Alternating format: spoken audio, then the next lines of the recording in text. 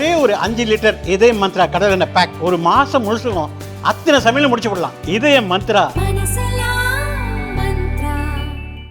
நண்பர்களுக்கும் முதலில் என்னுடைய நன்றி கலந்த வணக்கத்தை தெரிவித்துக் கொள்கிறேன். இன்றைக்கு ஈரோடு மாவட்ட ஐஎன்டிசி கவுன்சில் கூட்டம் மாவட்ட தலைவர் திரு சுப்பிரமணியன் அவர்கள் தலைமையில நடைபெற்றது.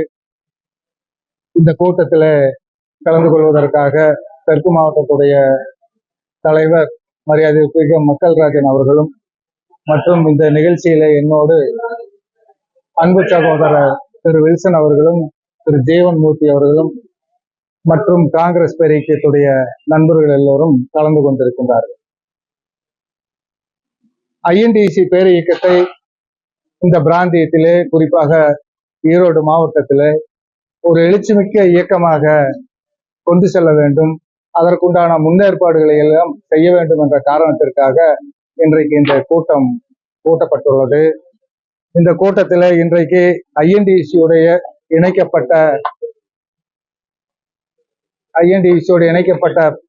பல்வேறு சங்கங்கள், போக்குவரத்து துறை சார்ந்த தொழிற்சங்க இயக்கம், மின்சாரத்துறையை சார்ந்த தொழிற்சங்க இயக்கம், அமைப்புசாரா தொழிலாளர்கள் சார்ந்த தொழிற்சங்க இயக்கம் என்று இணைக்கப்பட்ட ஐஎன்டிசி இணைக்கப்பட்ட சங்கங்களுடைய நிர்வாகிகள் எல்லாம் இந்த கூட்டத்தில் கலந்து கொண்டிருக்கிறார்கள்.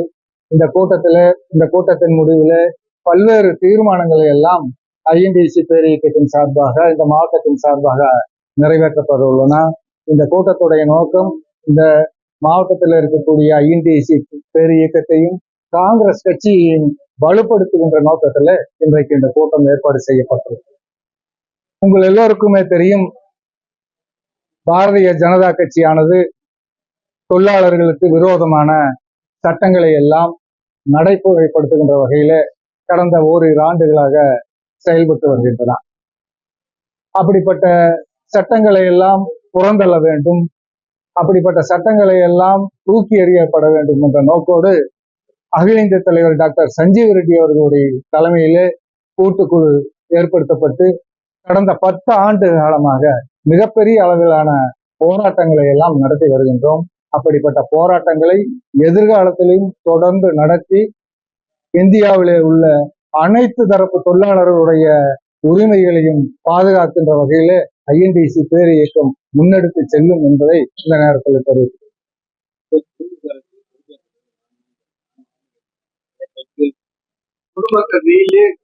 அதாவது பொதுவாக நான் சொல்றேன், இது எதையும் ஒரு ஆதரிக்கணும் எதிர்க்கணும்னு நோக்கத்தோடல்ல. போக்குவரத்து சம்பந்தப்பட்ட வாகனங்கள், அது அரசு போக்குவரத்து துறையோ மற்ற போக்குவரத்து துறையோ இருந்தால் பழுதுகள் ஏற்படுவது என்பது ஒரு சாதாரணமான விஷயம் தான்.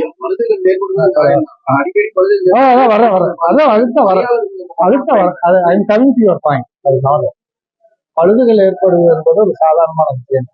ஆனால் நீங்க சொன்ன மாதிரி பழுதுகள் ஏற்படுகின்ற பொழுது அதை உடனடியாக சரி செய்து இயக்க வேண்டிய இடத்துல அரசு இருக்கு. அப்படிப்பட்ட இடத்துல அரசு சில இடங்கள்ல நீங்க சொல்ற மாதிரி பின்தங்கி இருக்கு, போதுமான பணியாளர்கள் எல்லாமே இருக்கிறாங்க. இப்படிப்பட்ட சூழ்நிலைகளை எல்லாமே எங்களுடைய ஐஎன்டிசி பேரியக்கத்துடைய போக்குவரத்து சம்மேளனம் கருத்தில் கொண்டு இவை எல்லாமே ஏற்கனவே அரசாங்கத்தோட அமைச்சரோட பேசி வர்றாங்க. நீங்க அதாவது போக்குவரத்து துறையின் மாத்திரமில்லை, எந்த துறை பற்றிய தொழிலாளர்களுடைய குறை இருந்தாலும் அது தமிழ்நாடு ஐஎன்டிசியுடைய கவனத்திற்கு கொண்டு வரப்பட்டு அல்லது அந்த தொழிலினுடைய பேரவைக்கு கொண்டு வரப்பட்டு அதன் உடனடியாக அரசுக்கும் அமைச்சர்களிடத்துல எடுத்து சென்று அவ்வப்போது அந்த பிரச்சனைகளை தீர்த்து வருகிறோம். இருந்தாலும் நீங்க சொல்ற மாதிரி சில குறைகள் இருக்கு, அதையும் எதிர்காலத்துல சரி செய்கின்ற வகையில ஐஎன்டிசி பேரியக்கம் தொடர்ந்து செயல்படும். தனியார் நிறுவனம் போக்குவரத்து இயக்கக்கூடிய செய்தியெல்லாம் கடந்த பல ஆண்டு தனியார் நிறுவனங்களில் போக்குவரத்து இயக்கக்கூடிய சூழல் பாக்குறீங்க இல்லையா? பல ஆண்டுகள் இருக்கு.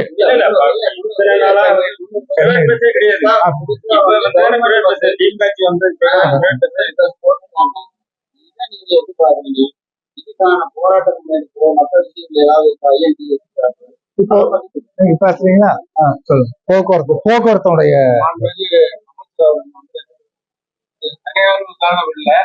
ஆனா அது வந்து அரசு பேருந்து தான். அது பேரே வந்து அரசு பேருந்து அதுலயே இருக்கு. யாருக்காவது விடலாது. அதை வந்து மக்கள் பயன்படுறது எந்த ஒரு இதுல விட மாட்டேன்னு சொன்னாங்க. ஆளு மற்றவங்க அது இருக்கு. இப்போ நேற்று ஞாயிற்றுக்கிழமை 27ஆம் தேதி தேர்வு நடைபெற்றது. 3500 பேர் எடுப்பதற்கான ஓட்டுநர் நடத்தினுடைய தேர்வு நடைபெற்றது. மிக விரைவில் ஓட்டுநர் நடத்தினுடைய பணி நியமனம் செய்யப்பட்டு அனைத்து பேருந்துகளும் அரசை இயக்குகிறது மாண்பு போக்குவரத்து தற்சமயம் சென்னையில ஓடக்கூடிய பேருந்துகள் வந்து அதுக்கு அந்த டெண்டர் வந்து குறுகிய காலத்துக்கு தான் கொடுத்துருக்காங்க.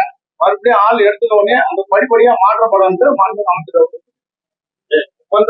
பெரும்பாலும் இல்லாம ஒப்பந்த பணியாளர்கள் நிர்வகிக்க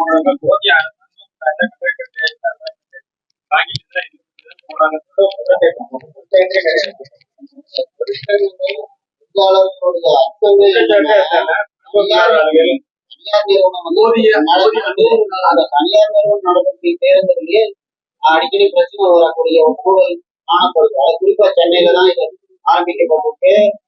அதாவது எப்படி நம்ம இது மாதிரி தனியார் நிறுவனங்கள்ல வந்து அவுட் சோர்சிங் அந்த அடிப்படையில தான் இன்னைக்கு வந்து அந்த நிறுவனம் நடக்கிறதா வந்து செய்திகள் வெளியாயிருக்கு. நீங்க இதெல்லாம் நீங்க எப்படி பார்க்கணும்? சுகாதாரமான ஒரு பிரச்சனையா இல்லையா? இதை குறித்து நாங்க வந்து பல குறித்து ஐஎன்டிசி சார்பா வந்து அமைச்சர் அவர்கள் கடிதம் கொடுத்தோம். இந்த ஒப்பந்தம் வந்து கடந்த அதிமுக ஆட்சியில் போட்ட ஒப்பந்தத்தை தான் இவங்க வந்து அதை இது பண்ணியிருக்காங்க. ஜெர்மன்ல வந்து இதனுடைய நிதி உதவி கொடுத்துருக்காங்க. அந்த நிதி உதவி மூலியமா தான் இந்த பேருந்து இயக்கப்படுது. பேருந்து வந்து அரசு பேருந்து தான். அதுல இயக்கக்கூடிய இது வந்து டிரைவர் கண்ட்ரி வந்து அசோக் லைனர் மூலியமா அதை பண்ணியிருக்காங்க. இப்ப ஆள் எடுத்த உடனே படிப்படியா குறைஞ்சிருன்னு சொல்லிட்டு அமைச்சர் அவர்களே சொல்லியிருக்காங்க. அதை நிறைவேற்றி பண்ணப்போ எஸ்சிடிசில வந்து கடந்த காலில் ஹவுஸ் ஹவுஸ் மூலமா எடுத்தாங்க.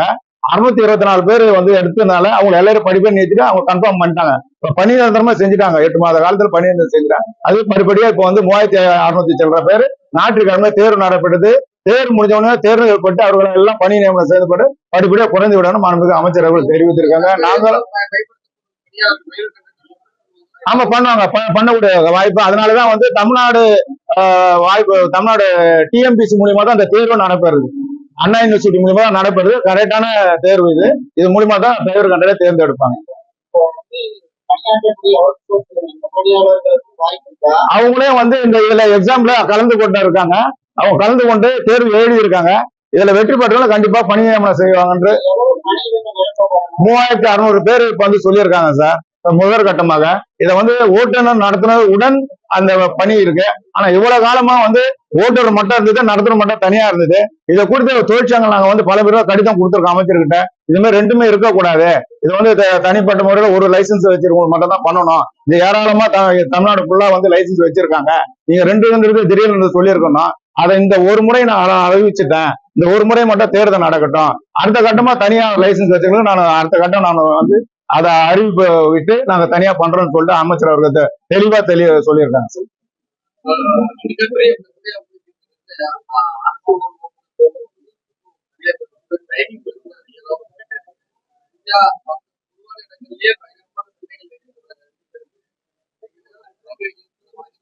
இல்ல சார், அது மாதிரி வந்து தவறான கருத்து சார். அந்த வண்டிங்க எப்படின்னு சொன்னா, அரசு பேருந்து 30 வண்டி ஓடுதுன்னு சொன்னா அந்த 30 வண்டி நடுவுல தான் அந்த பேருந்து ஒரு வண்டி விட்டுருக்காங்க. அந்த டைமுக்கு தான் கொடுத்துருக்காங்க.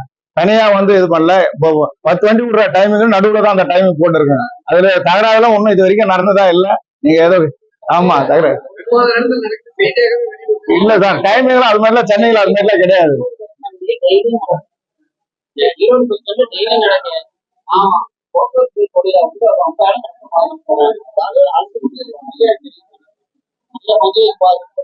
இந்த மாதிரி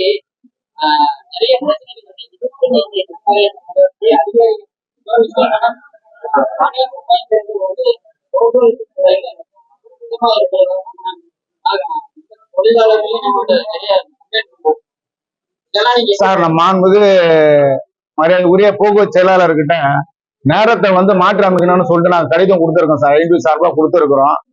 எல்லாமே வந்து மாற்றி அமைக்கிறதுக்கு உண்டான ஒரு ஸ்டெப்பா தான் பண்ணணும்னு சொல்லியிருக்காங்க. மாவட்ட வாரியா வந்து நீங்க சொல்றது இது வந்து ஈரோட்ல இப்பதான் சொல்லிருக்கீங்க. அது மாவட்ட வாரியா வந்து அந்த நேரத்தை மாற்றி அமைக்கிறது போக்குவரத்து செயலாளர் அவர்கிட்ட கடிதம் கொடுத்துருக்கோம். மாற்றி அமைக்க தான் சொல்லியிருக்கிறாங்க.